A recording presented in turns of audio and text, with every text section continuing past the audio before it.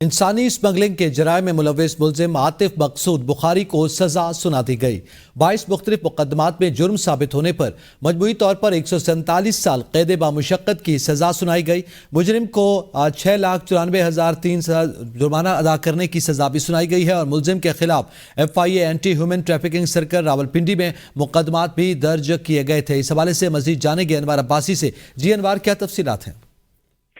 جی بالکل، یہ انسانی اسمگلنگ کے جرم میں ملوث یہ ملزم تھا، جس کی تحقیقات ہوئی۔ بعد ازاں اسپیشل جج سینٹرل راولپنڈی سید امجد علی شاہ نے اس کیس کی سماعت کی۔ دلائل مکمل ہونے پر 22 مختلف مقدمات میں ملزم کو سزا سنائی گئی ہے، جس میں انسانی اسمگلنگ کے جرائم میں ملوث ملزم عاطف مقصود بخاری کو جرم ثابت ہونے پر 22 مختلف مقدمات، جن میں مجموعی طور پر 147 سال قید بامشقت اور 69,43,000 روپے جرمانے کی سزا بھی سنا دی گئی ہے۔